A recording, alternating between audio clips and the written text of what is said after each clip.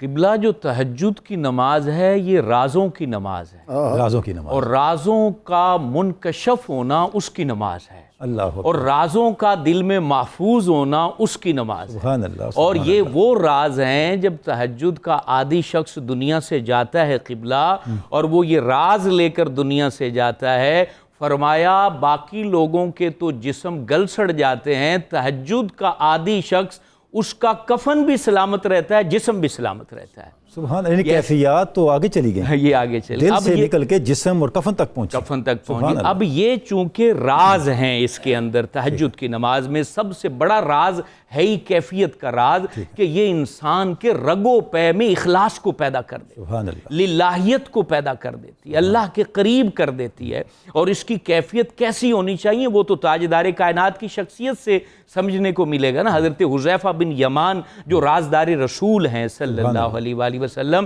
آپ سے پوچھا گیا کہ ہمیں ذرا بتائیے حضور کی تہجد کی نماز کس کیفیت کی تھی، تو آپ پھر کہتے ہیں کہ میں نے خود اپنی آنکھوں سے حضور جان عالم صلی اللہ علیہ وآلہ وسلم کو نماز تہجد پڑھتے دیکھا ہے۔ کہتے ہیں کہ جب اللہ رب العالمین کے حضور نبی پاک علیہ السلام کھڑے ہوئے، اللہ اکبر کہا، ہاتھ باندھے تو سورہ بقرہ پوری پڑھ دی، اور کبھی آپ نے سورہ آل عمران پوری جو ہے نا آپ نے تلاوت فرما دی، اور سورۃ النساء کے بارے میں آتا ہے کہ وہ پوری تلاوت فرما دی۔ طویل قیام، اور اس کے اندر حضور علیہ السلام کا انہماک، حضور علیہ السلام کی توجہ کو تو کائنات عالم کی توجہ پہنچ ہی نہیں سکتی، کیونکہ حضور علیہ السلام کا تو ظرف بنا ہی رب کے لیے، جو ان کو عرفان ہے وہ کسی کو عرفان ہے، کیونکہ اللہ نے بنایا ہی اپنے لیے ہے حضور علیہ السلام کی شخصیت کو۔ کہا کہ پھر حضور رکوع میں چلے گئے تو وہاں حضور علیہ السلام بار بار پڑھ رہے ہیں، ذو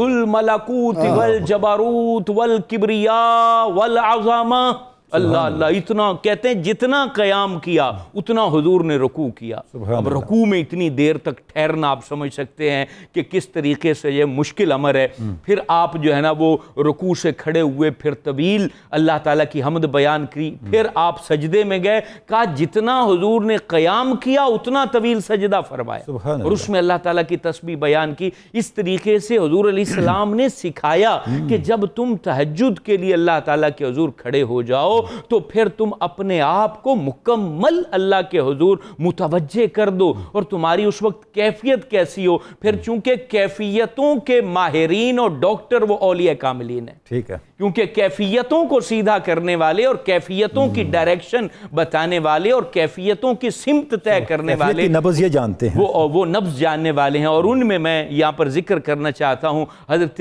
رابعہ بصریہ رحمۃ اللہ تعالی علیہا۔ آپ جب رات کو اٹھا کرتی تو آپ اپنے آپ کو جب چادر میں اوڑھ لیا کرتی، ان کی کیفیت کیا ہوا کرتی تھی قبلہ، کاش اس کیفیت کا کوئی ایک ذرہ ہمیں نصیب ہو جائے، ہماری فکروں کو نصیب ہو جائے، ہماری توجہ کو نصیب ہو جائے۔ آپ اس وقت اپنے آپ کو چادر کے اندر لپیٹ پر یہ کہا کرتی، اللہ آج اس وقت بادشاہوں کے دروازے بند ہو چکے ہیں، ہر محب اپنے محبوب کے پاس تنہا ہے،